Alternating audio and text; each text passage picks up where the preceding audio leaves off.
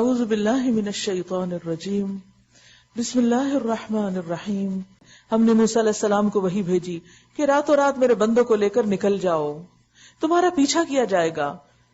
اس پر فرعون نے فوجیں جمع کرنے کے لیے شہروں میں نقیب بھیج دیے اور کہلا بھیجا یہ کچھ مٹھی بھر لوگ ہیں، ان کی تحقیر کر رہے ہیں اور انہوں نے ہم کو بہت ناراض کیا ہے، اور ہم ایک ایسی جماعت ہے جس کا شیوا ہر وقت چوکنا رہنا ہے. یعنی یہ میسج دے کے سب کو بھیجا جا رہا ہے، بادشاہ کا میسج ہے عوام کے نام، اور عوام کو بھڑکایا جا رہا ہے کہ دیکھو ہمارے بادشاہ کو کسی نے آ کے ناراض کر دیا، چلو اس سے بدلہ لیں. اس طرح ہم انہیں ان کے باغوں اور چشموں اور خزانوں اور ان کی بہترین قیام گاہوں سے نکال لائے. یہ تو ہوا ان کے ساتھ. اور دوسری طرف بنی اسرائیل کہ ہم نے ان سب چیزوں کا ان کو وارث کر دیا. یعنی بعض لوگوں نے سمجھا کہ یہ مصر کے وارث ہوئے، حالانکہ مطلب یہ ہے کہ وہ باقی رہے. فَأَتْبَعُوهُمْ مُشْرِقِينَ، صبح ہوتے یہ لوگ ان کے تعاقب میں چل پڑے. جب دونوں گروہوں کا آمنا سامنا ہوا تو موسیٰ کے ساتھ ہی چیخ اٹھے کہ ہم تو پکڑے گئے. موسیٰ علیہ السلام نے کہا ہرگز نہیں، میرے ساتھ میرا رب ہے. اِنَّ مَعِيَ رَبِّي سَيَهْدِينِ. جب انسان کو یہ یقین ہوتا ہے کہ میں اللہ کے لیے خالص ہوں تو اللہ میرے ساتھ ہے، تو پھر وہ چھوٹی چھوٹی باتوں سے گھبراتا نہیں. کیونکہ ہم تو تنہا ہے نا، اکیلے ہم تو غلط فیصلہ بھی کر سکتے ہیں، غلط راستے پہ بھی جا سکتے ہیں، لیکن اگر ہماری نیت اچھی اور اللہ سے محبت ہے اور اللہ ہمارا ساتھ دے تو پھر انسان مشکلات سے نکلتا چلا جاتا ہے. بہت خوبصورت بات ہے. جب کبھی دل میں کوئی ڈر ڈالے نا، یہ کہا کرے ان معی ربی سیہدین. ہم نے موسیٰ علیہ السلام کو وحی کے ذریعے سے حکم دیا کہ مار اپنا عصا سمندر پر. عصا فرعون کے دربار میں، عصا جادوگروں کے مقابلے میں، عصا سمندر پہ مارا جا رہا ہے. اب یک سمندر پھٹ گیا اور اس کا ہر ٹکڑا ایک عظیم الشان پہاڑ کی طرح ہو گیا. اسی جگہ ہم دوسرے گروہ کو بھی قریب لے آئے. موسیٰ اور ان سب لوگوں کو جو اس کے ساتھ تھے ہم نے بچا لیا اور باقی سب کو غرق کر دیا، یعنی فرعون اور اس کی قوم کو. ان فی ذلک لآیہ وما کان اکثرهم مؤمنین وان ربک لہو العزیز الرحیم. اس واقعے میں ایک نشانی ہے مگر ان لوگوں میں سے اکثر ماننے والے نہیں ہیں، اور حقیقت یہ ہے کہ تیرا رب زبردست بھی ہے اور رحیم بھی. وَاتْلُ عَلَيْهِمْ نَبَأَ إِبْرَاهِيمَ، اور انہیں ابراہیم کا قصہ سناؤ علیہ السلام، جبکہ اس نے اپنے باپ اور اپنی قوم سے پوچھا تھا کہ یہ کیا چیزیں ہیں جن کو تم پوچھتے ہو. انہوں نے جواب دیا کچھ بت ہیں جن کی ہم پوجا کرتے ہیں اور انہی کی سیوا میں ہم لگے رہتے ہیں. انہی کو اٹھاتے رکھتے، ہر روز نیا لباس پہناتے، زیور پہناتے، سجاتے، اور ان کے آگے پیچھے پھرتے میں ہماری زندگی بسر ہو رہی ہے. اس نے پوچھا کیا یہ تمہاری بات سنتے ہیں جب تم ان کو پکارتے ہو، یا تمہیں کوئی نفع نقصان پہنچاتے ہیں؟ انہوں نے جواب دیا نہیں، بلکہ ہم نے اپنے باپ دادا کو ایسا کرتے پائے، دلیل ان کے پاس بھی کوئی نہیں. اس پر ابراہیم نے کہا کبھی تم نے آنکھیں کھول کر ان چیزوں کو دیکھا جن کی بندگی تم اور تمہارے پچھلے باپ دادا بجا لاتے رہے؟ میرے تو یہ سب دشمن ہیں بجز ایک رب العالمین کے جس نے مجھے پیدا کیا. اب یہ آپ دیکھیے کہ مختلف لوگ مختلف طرح رب العالمین کی وضاحت کر رہے ہیں. ایک موسیٰ علیہ السلام کی انٹرپریٹیشن تھی یا تعریف تھی رب العالمین کی. اب یہ کہاں یہ ابراہیم علیہ السلام کہتے ہیں کہ رب العالمین کون ہے، وہ اس کو پرسنل لیول پہ لیتے ہیں. فرعون کے سامنے جب رب العالمین کی بات ہوئی تو عالمی لیول پر ہوئی کہ وہ کیا کیا کرتا ہے. اور یہاں ابراہیم علیہ السلام اللہ کون ہے رب العالمین الذی خلقنی فہو یہدین، کہ وہ جس نے مجھے پیدا کیا جو میری رہنمائی فرماتا ہے، یعنی زندگی کے ہر معاملے میں مجھے راستہ دکھا دیتا ہے کہ کیا کرنا چاہیے. والذی هو یطعمنی ویسقین، وہ میکرو لیول پر تھی، مائکرو لیول پر جو مجھے کھلاتا اور پلاتا ہے، اور جب میں بیمار ہو جاتا ہوں تو وہی مجھے شفا دیتا ہے، جو مجھے موت دے گا پھر دوبارہ مجھ کو زندگی بخشے گا، اور جس سے میں امید رکھتا ہوں کہ روز جزا میں وہ میری خطا معاف فرما دے گا. بالکل پرسنل لیول پر اللہ سبحانہ و تعالیٰ سے تعلق انتہائی محبت کا کہ میری تو ساری ضرورتیں وہی پوری کرتا ہے، وہی سب کچھ دے رہا ہے.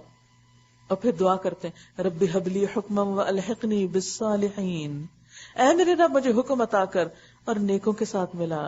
ان کی بھی دعا وہی ہے یوسف علیہ السلام کی، الحقنی بالصالحین وجعل لی لسان صدق فی الاخرین.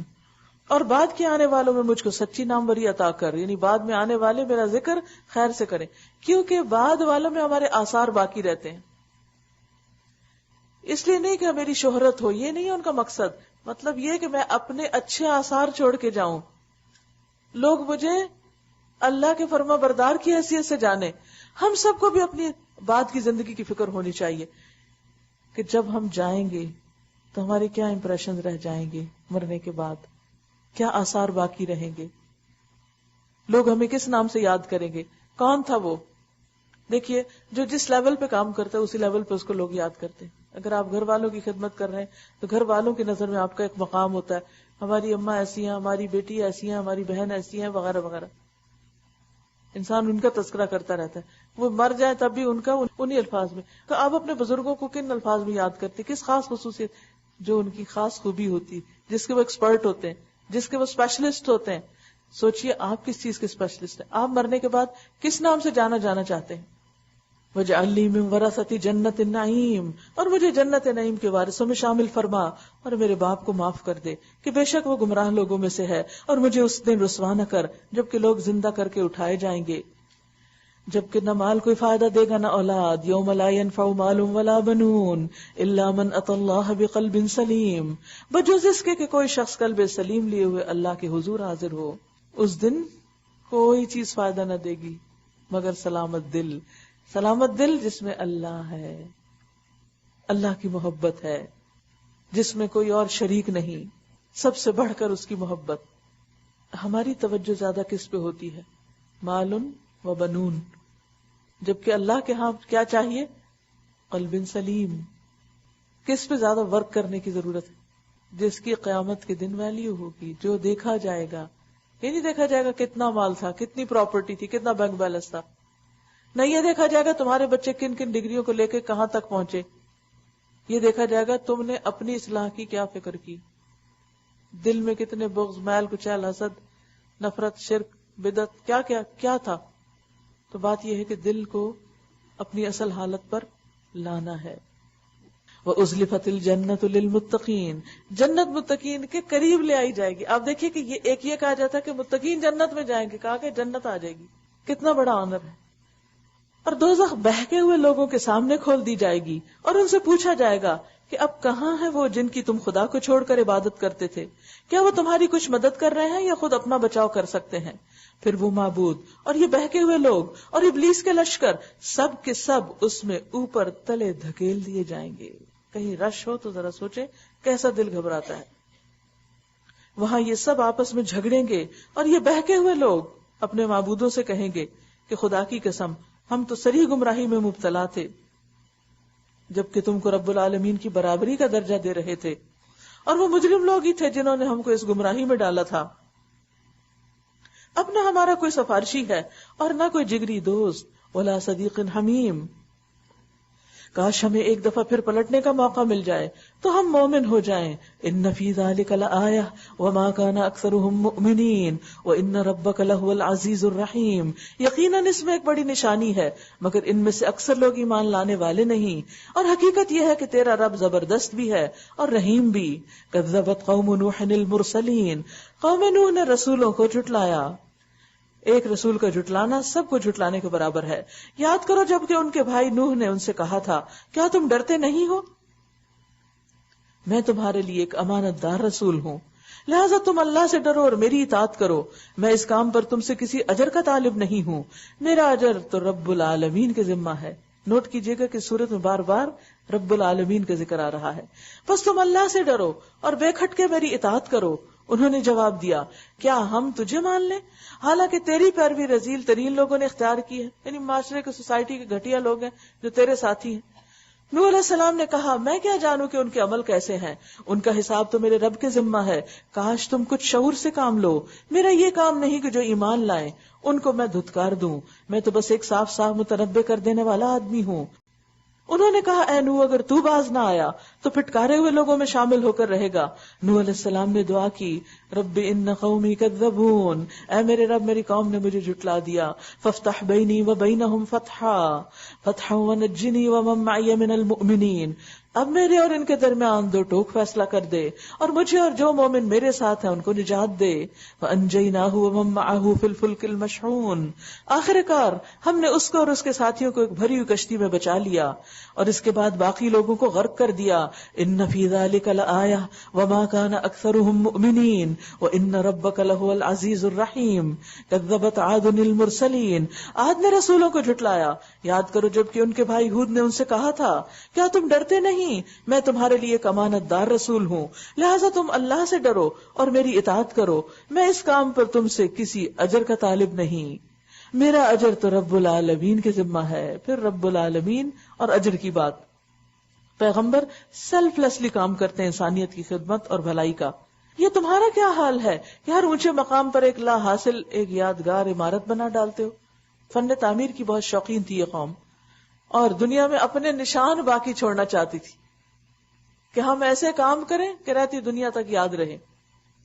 اور بڑے بڑے قصر تعمیر کرتے ہو گویا تمہیں ہمیشہ رہنا ہے، اور جب کسی پر ہاتھ ڈالتے ہو تو جبار بن کر ڈالتے ہو. بس تم لوگ اللہ سے ڈرو اور میری اطاعت کرو، ڈرو اس سے جس نے وہ کچھ تمہیں دیا ہے جو تم جانتے ہو. یعنی تمہیں معلوم ہے کہ کیا کچھ ہے تمہارے پاس اس کا دیا ہوا. تمہیں جانور دیے، اولادیں دی، باغ دیے اور چشمے دیے، مجھے تمہارے حق میں ایک بڑے دن کے عذاب کا ڈر ہے. انہوں نے جواب دیا تو نصیحت کر یا نہ کر ہمارے لیے سب یکساں ہے. یعنی اتنا متکبرانہ جواب. یہ باتیں تو یوں ہی ہوتی چلی آئی ہیں اور ہم عذاب میں مبتلا ہونے والے نہیں ہیں. آخر کار انہوں نے اسے جھٹلا دیا اور ہم نے ان کو ہلاک کر دیا. ان فی ذلک لآیہ وما کان اکثرهم مؤمنین وان ربک لہو العزیز الرحیم. کذبت ثمود المرسلین. ایک کے بعد ایک قوم اپنے پیغمبروں کو جھٹلا رہی ہے. ثمود نے رسولوں کو جھٹلا دیا. یاد کرو جب کہ ان کے بھائی صالح نے ان سے کہا تھا کیا تم ڈرتے نہیں، میں تمہارے لیے ایک امانت دار رسول ہوں، لہٰذا تم اللہ سے ڈرو اور میری اطاعت کرو، میں اس کام پر تم سے کسی اجر کا طالب نہیں، میرا اجر تو رب العالمین کے ذمہ ہے. پھر وہی اجر اور رب العالمین کی بات. کیا تم ان سب چیزوں کے درمیان جو یہاں ہیں بس یوں ہی اطمینان سے رہنے دیے جاؤ گے ان باغوں اور چشموں میں؟ یہ بھی انسانوں کی بہت بڑی بھول ہے. ہم سمجھتے ہیں کہ آج ہمارا گھر صاف ہو گیا، رینوویٹ ہو گیا، پینٹ ہو گیا، سب کام ہو گئے، اب تو یہ آئندہ اتنے اور اتنے سال کے لیے کافی ہے، ہمیں اس کی کوئی فکر نہیں، اور اس پہ پھر خوش ہو جاتے ہیں، بھول جاتے ہیں اور اللہ کو بھول جاتے ہیں اور سمجھتے ہیں شاید ہمیشہ اس میں رہیں گے. فرمایا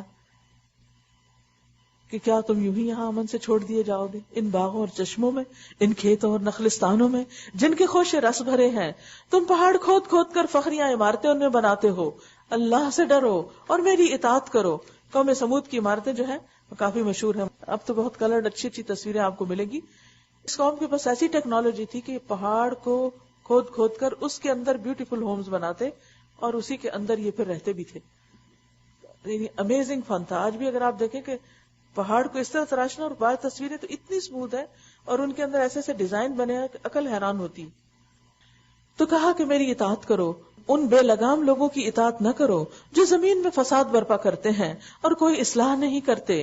انہوں نے جواب دیا تو محض ایک سحر زدہ آدمی ہے، تم پہ تو جادو ہو چکا ہے، تو ہم جیسے انسان کے سوا اور کیا ہے، لا کوئی نشانی اگر تو سچا ہے. صالح علیہ السلام نے کہا یہ اونٹنی ہے، ایک دن اس کے پینے کا ہے، ایک دن تم سب کے پینے کا ہے، اس کو ہرگز نہ چھیڑنا ورنہ ایک بڑے دن کا عذاب تم کو آ لے گا. مگر انہوں نے اس کی کونچیں کاٹ ڈالی اور آخر کار پچھتاتے رہ گئے. عذاب نے انہیں آ پکڑا. ان فی ذلک لآیہ وما کان اکثرهم مؤمنین وان ربک لہو العزیز الرحیم. کذبت قوم لوط المرسلین. لوط کی قوم نے رسولوں کو جھٹلا دیا. یاد کرو جب ان کے بھائی لوط نے ان سے کہا تھا کیا تم ڈرتے نہیں، میں تمہارے لیے ایک امانت دار رسول ہوں، سچ سچ بات پہنچاؤں گا، لہٰذا تم اللہ سے ڈرو اور میری اطاعت کرو، میں اس کام پر تم سے کسی اجر کا طالب نہیں، میرا اجر تو رب العالمین کے ذمہ ہے. پھر اجر اور رب العالمین کی بات. کیا تم دنیا کی مخلوق میں سے مردوں کے پاس جاتے ہو اور تمہاری بیویوں میں تمہارے رب نے تمہارے لیے جو کچھ پیدا کیا اسے چھوڑ دیتے ہو؟ بلکہ تم لوگ تو حد سے ہی گزر گئے ہو. یعنی ایک طرف بیویوں کے حقوق متاثر اور دوسری طرف غیر فطری طریقے کا ارتکاب. انہوں نے کہا اے لوط اگر تو ان باتوں سے باز نہ آیا تو جو لوگ ہماری بستیوں سے نکالے گئے ہیں ان میں تو بھی شامل ہو کر رہے گا. اس نے کہا تمہارے کرتوتوں پر جو لوگ کڑ رہے ہیں ان میں شامل ہوں. اے پروردگار مجھے اور میرے اہل و عیال کو ان کی بد کرداریوں سے نجات دے. آخرکار ہم نے اسے اور اس کے سب اہل و عیال کو بچا لیا بجز اس بڑھیا کے جو پیچھے رہ جانے والوں میں سے تھی، یعنی لوط علیہ السلام کی بیوی. پھر باقی ماندہ لوگوں کو ہم نے تباہ کر دیا اور ان پر برسائی ایک برسات، بڑی ہی بری بارش تھی جو ان ڈرائے جانے والوں پر نازل ہوئی. ان فی ذلک لآیہ وما کان اکثرهم مؤمنین وان ربک لہو العزیز الرحیم. کذب اصحاب الایکۃ المرسلین. اصحاب الایکہ نے بھی رسولوں کو جھٹلایا تھا. یاد کرو جب کہ شعیب علیہ السلام نے ان سے کہا تھا کیا تم ڈرتے نہیں ہو، میں تمہارے لیے امانت دار رسول ہوں، لہٰذا تم اللہ سے ڈرو اور میری اطاعت کرو. میں اس کام پر تم سے کسی اجر کا طالب نہیں، میرا اجر تو رب العالمین کے ذمہ ہے. اجر اور پھر رب العالمین. پیمانے ٹھیک بھرو اور کسی کو گھاٹا نہ دو، صحیح ترازو سے تولو اور لوگوں کو ان کی چیزیں کم نہ دو. زمین میں فساد نہ پھیلاتے پھرو اور اس ذات کا خوف کرو جس نے تمہیں اور تمہاری گزشتہ نسلوں کو پیدا کیا. انہوں نے کہا تو محض ایک سحر زدہ آدمی ہے، الٹی الٹی باتیں کر رہا ہے، اور تو کچھ نہیں ہے مگر ہم جیسا ہی انسان، اور ہم تو تمہیں بالکل جھوٹا سمجھتے ہیں. اگر تو سچا ہے تو ہم پر آسمان کا کوئی ٹکڑا گرا دے. شعیب نے کہا میرا رب جانتا ہے جو کچھ تم کر رہے ہو. انہوں نے اسے جھٹلا دیا. آخر کار چھتری والے دن کا عذاب ان پہ آ گیا. وہ بڑے ہی خوفناک دن کا عذاب تھا. ان فی ذلک لآیہ وما کان اکثرهم مؤمنین وان ربک لہو العزیز الرحیم وانہ لتنزیل رب العالمین. اب یہاں آ کر قرآن مجید کی بات ہوگی.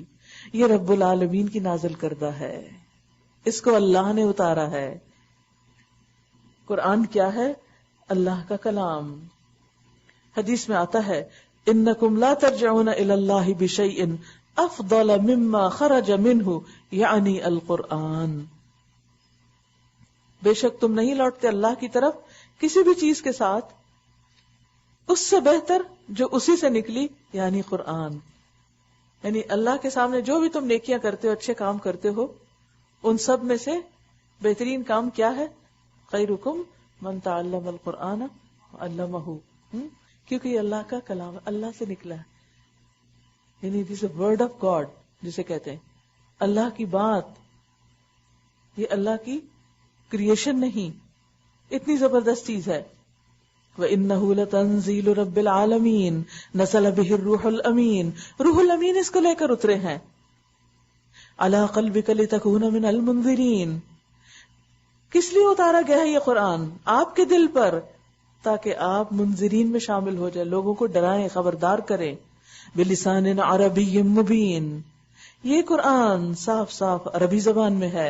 وَإِنَّهُ لَفِي زُبُرِ الْأَوَّلِينَ. اور اگلے لوگوں کی کتابوں میں بھی یہ موجود ہے. یعنی اس کا ذکر کہ ایک نبی آخری آئے گا اور اس پر ایسی کتاب اتاری جائے گی. کیا ان اہل مکہ کے لیے یہ کوئی نشانی نہیں ہے کہ اسے علماء بنی اسرائیل جانتے ہیں؟ اگر وہ مانتے نہیں بھی تھے لیکن انہیں پتا تھا کہ یہ آخری نبی کی کتاب ہے. وَلَوْ نَزَّلْنَاهُ عَلَى بَعْضِ الْأَعْجَمِينَ. لیکن ان کی ہٹ دھرمی کا حال یہ ہے کہ اگر ہم اسے کسی اجمی پر بھی نازل کر دیتے اور یہ فصیح کلام عربی ان کو پڑھ کے بھی سناتا تب بھی مان کے نہ دیتے. اس طرح ہم نے اس ذکر کو مجرموں کے دلوں میں گزارا ہے. لا یؤمنون بہ. وہ اس پر ایمان نہیں لاتے. حتی یروا العذاب العلیم. یہاں تک کہ وہ عذاب علیم نہ دیکھ لیں. اگر کبھی کوئی آپ سے پوچھے کہ قرآن کیا ہے تو یہ ایک بہترین ڈیفینیشن ہے جو پچھلی آیات میں گزری. پھر جب وہ بے خبری میں ان پہ آ پڑتا ہے تو اس وقت کہتے ہیں کیا اب ہمیں کچھ مہلت مل سکتی ہے؟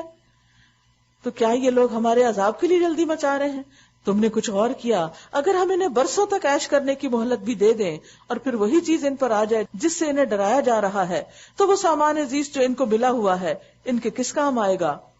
دیکھو ہم نے کبھی کسی بستی کو اس کے بغیر ہلاک نہیں کیا کہ اس کے لیے خبردار کرنے والے اور حق نصیحت ادا کرنے کو موجود تھے اور ہم ظالم نہ تھے. وَمَا تَنَزَّلَتْ بِهِ الشَّيَاطِينُ. اللہ کا فرمان ہے کہ اس قرآن کو کسی شیطان نے نہیں اتارا جیسے کہ بعض اہل عرب سمجھتے تھے. نہ یہ ان کا کام ہے، نہ ان کو سجتا ہے. اپنے ہی خلاف شیطان قرآن میں باتیں کرتے اور نہ وہ ایسا کر ہی سکتے ہیں. وہ تو اس کی سماعت تک سے دور رکھے گئے ہیں. یعنی شیاطین تو اس کو سن بھی نہیں پاتے جب یہ اتر رہا تھا. بس اے محمد صلی اللہ علیہ وسلم اللہ کے ساتھ کسی دوسرے کو معبود نہ پکارو ورنہ تم بھی سزا پانے والوں میں شامل ہو جاؤ گے. کتنی سخت بات ہے. اور اپنے قریب ترین رشتہ داروں کو ڈراؤ. آغاز تبلیغ کا وہاں سے کرو. اور ایمان لانے والوں میں سے جو لوگ تمہاری پیروی اختیار کریں ان کے ساتھ تواضع سے پیش آؤ. لیکن اگر وہ تمہاری نافرمانی کریں تو ان سے کہہ دو کہ جو کچھ تم کرتے ہو اس سے میں بری ذمہ ہوں. اور اس زبردست اور رحیم پر توکل کرو جو تمہیں اس وقت دیکھ رہا ہوتا ہے جب تم اٹھتے ہو اور سجدہ گزار لوگوں میں تمہاری نقل و حرکت پہ نظر رکھتا ہے. وہ سب کچھ سننے اور جاننے والا ہے. لوگوں کیا میں تمہیں بتاؤں کہ شیاطین کس پہ اترا کرتے ہیں, کس پہ جاتے ہیں, کس کو اپنا بناتے ہیں؟ وہ ہر جال ساز بدکار گناہگار پر اترا کرتے ہیں. سنی سنائی باتیں کانوں میں پھونکتے ہیں. شیطان کیا کیا کام کرتے ہیں یہ کام بتائے جا رہے ہیں ان کے, اور ان میں سے اکثر جھوٹے ہوتے ہیں. رہے شعراء تو ان کے پیچھے بہکے ہوئے لوگ چلا کرتے ہیں. یعنی لوگوں کا بہکنا خاص طور پر یہاں ذکر کیا گیا ہے.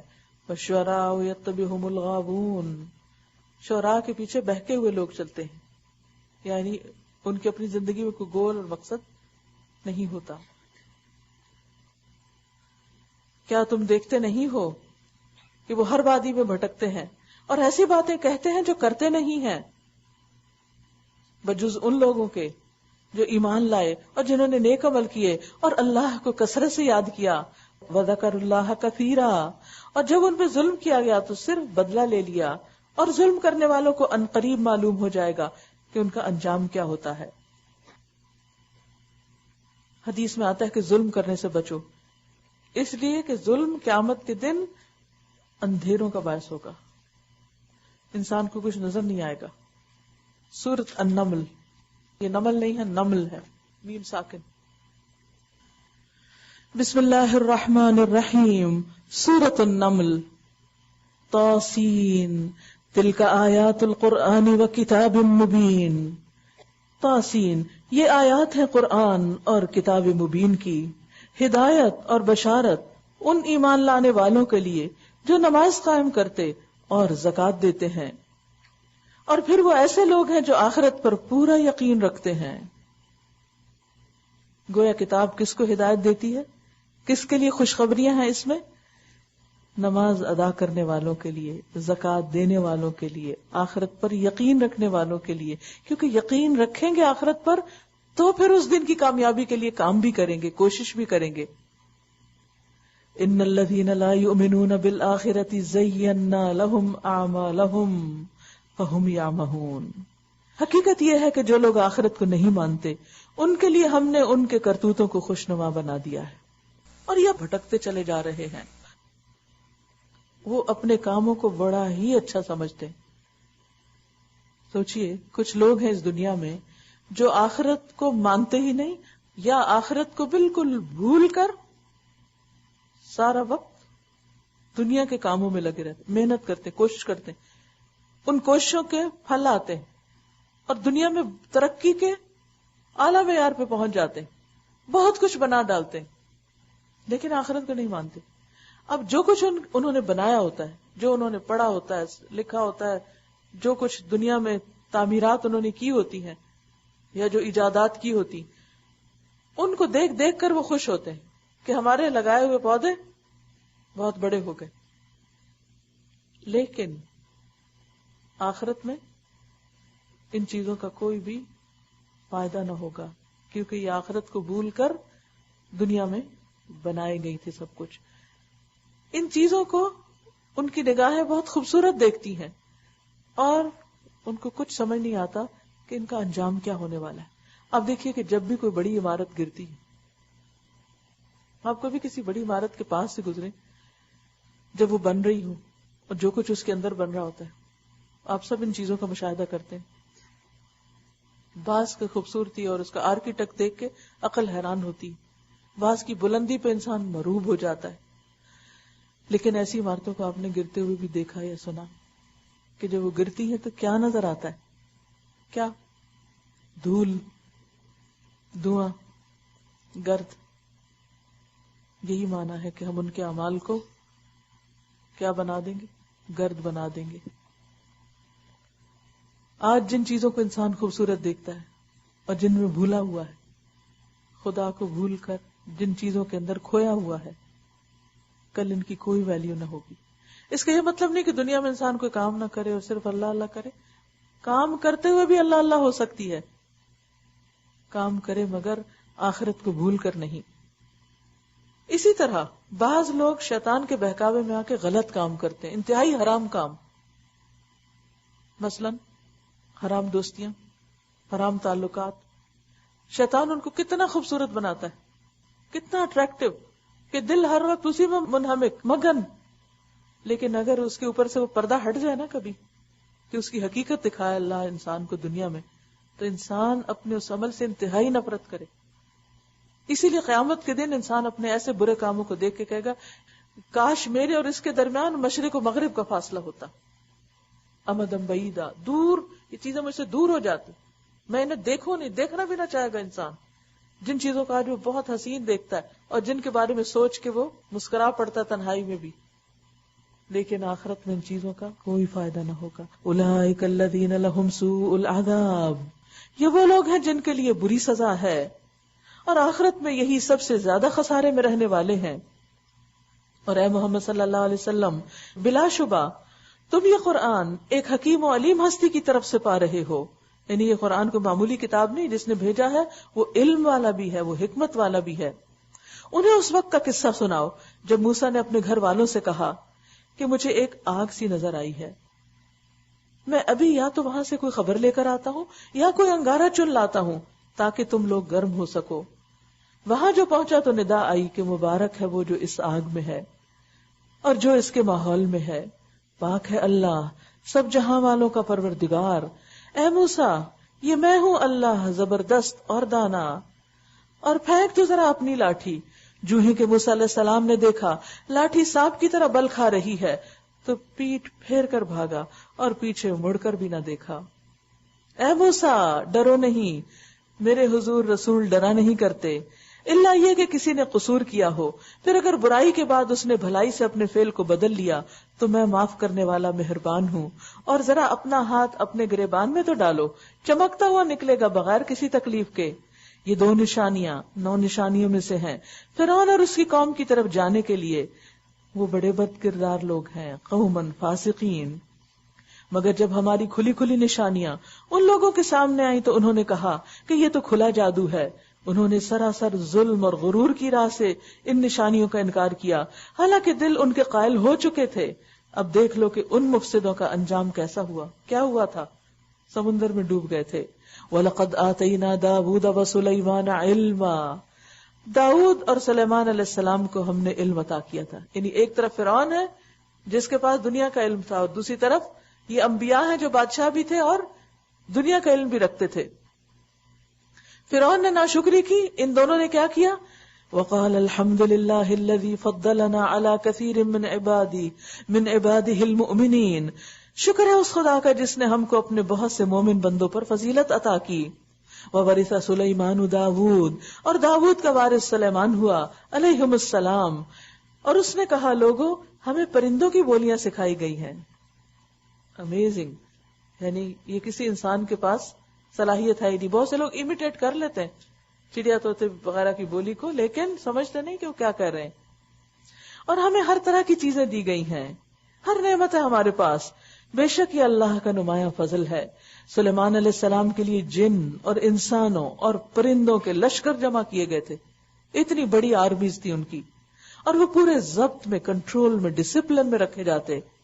ایک مرتبہ وہ ان سب کے ساتھ کوچ کر رہا تھا, یہاں تک کہ جب یہ سب چیونٹیوں کی وادی میں پہنچے تو ایک چیونٹی نے کہا اے چیونٹیوں اپنے بلوں میں گھس جاؤ, کہیں ایسا نہ ہو کہ سلیمان اور اس کے لشکر تمہیں کچل ڈالیں اور انہیں خبر بھی نہ ہو. یعنی ان کو بھی ایک بینیفٹ آف ڈاؤٹ دے دی کہ انہیں کو تو پتہ بھی نہیں ہوگا کہ ہم یہاں نیچے بھی کچھ بستی ہیں, کیونکہ لشکر آئے گا اور لتاڑ جائے گا, جلدی جلدی چھپ جاؤ. قرآن ہمیں بتاتا ہے کہ جانوروں کے اندر بھی عقل ہے, سمجھ ہے. صرف یہ نہیں کہ وہ کیا کھا رہے ہیں اور کیا پی رہے ہیں, اس کی بھی سمجھ ہے کہ کون آ رہا ہے. آپ جب کہیں چل رہے ہوتے ہیں تو کبھی آپ نے سوچا کہ جانور آپ کے حق میں خلاف گواہی دے سکتا ہے قیامت کے دن؟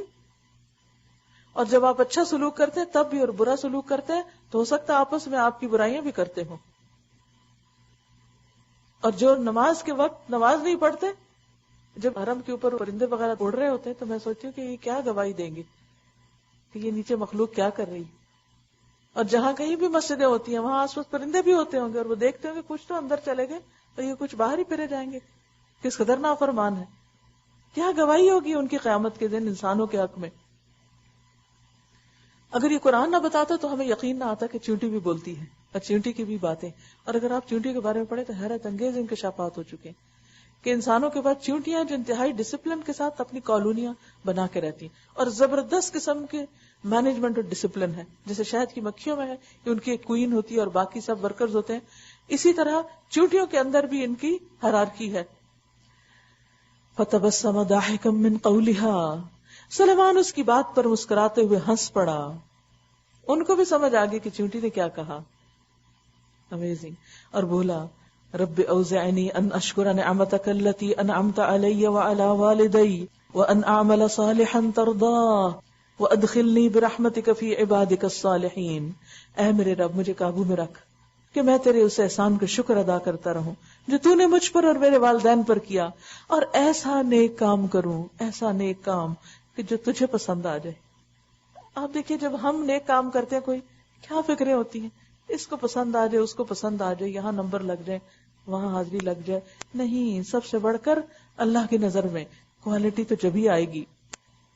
اور یہ تڑپ کے دعا مانگا کرے کہ اللہ ایسا کام لے لے جس سے تو خوش ہو جائے اور اپنی رحمت سے مجھے اپنے صالح بندوں میں داخل کر. سیم دعا جو یوسف علیہ السلام نے مانگی، ابراہیم علیہ السلام نے مانگی، اور یہاں سلیمان علیہ السلام مانگ رہے ہیں. اتنا کچھ ہے. کہتے ہیں اوتینا من کل شیء، ہر چیز ہے ہمارے پاس. پرندوں کی بولیاں سمجھ رہے ہیں اور کہتے ہیں نیک لوگوں سے ملا دے ہم کو. کس چیز کی حسرت، کس چیز کی تڑپ، کس کی خواہش، کیا چاہت، کن کی چاہت. گویا نیک کمپنی ان سب چیزوں سے زیادہ ویلیوبل ہے. وَتَفَقَّدَ الطَّيْرَ، ایک اور موقع پر سلیمان علیہ السلام نے پرندوں کا جائزہ لیا، انسپیکشن کیا اور کہا کیا بات ہے کہ میں فلاں ہدہد کو نہیں دیکھ رہا.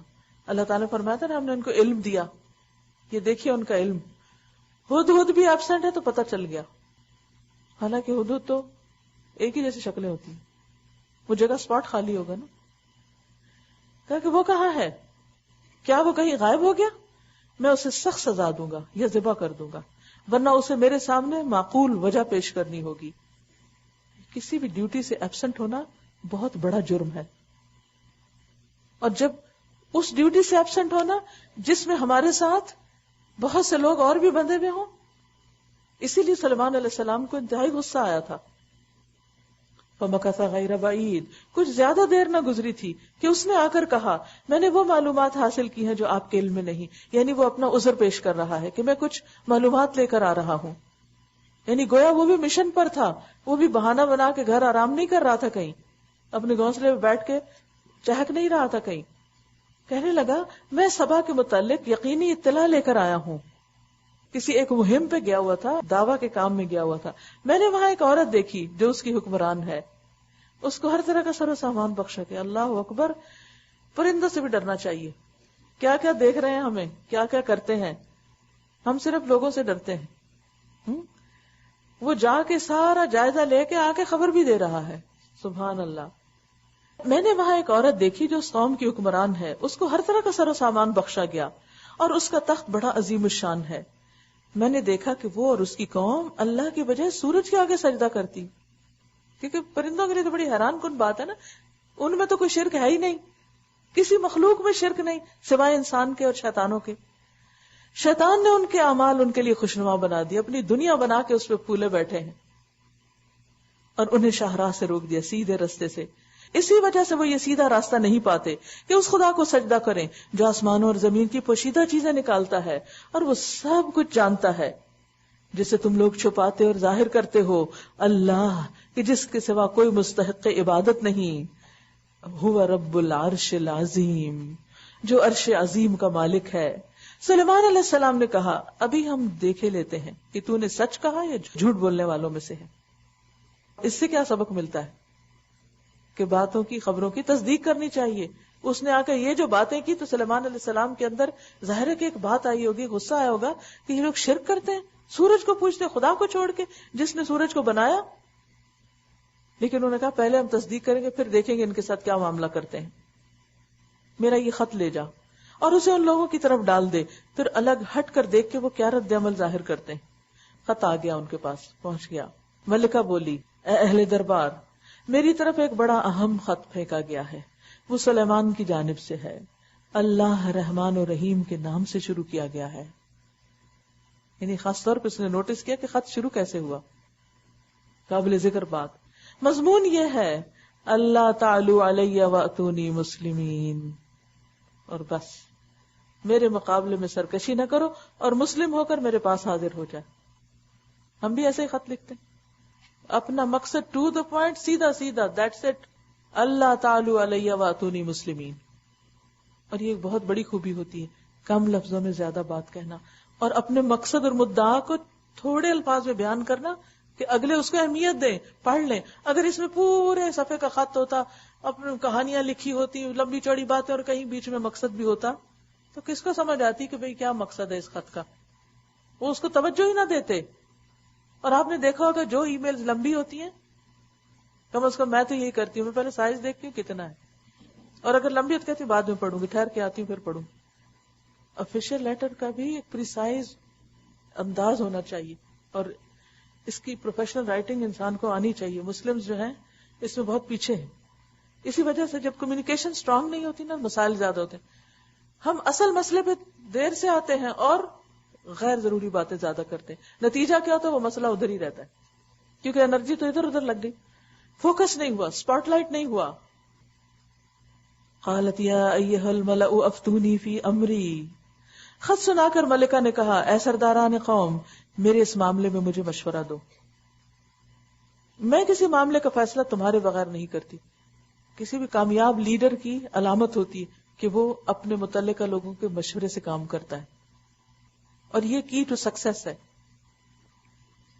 انہوں نے جواب دیا، ہم طاقتور اور لڑنے والے لوگ ہیں، آگے فیصلہ آپ کے ہاتھ میں ہے۔ طاقتوروں نے اسی طرح کا جواب دیا، آپ خود دیکھ لیں کہ آپ کو کیا حکم دینا ہے۔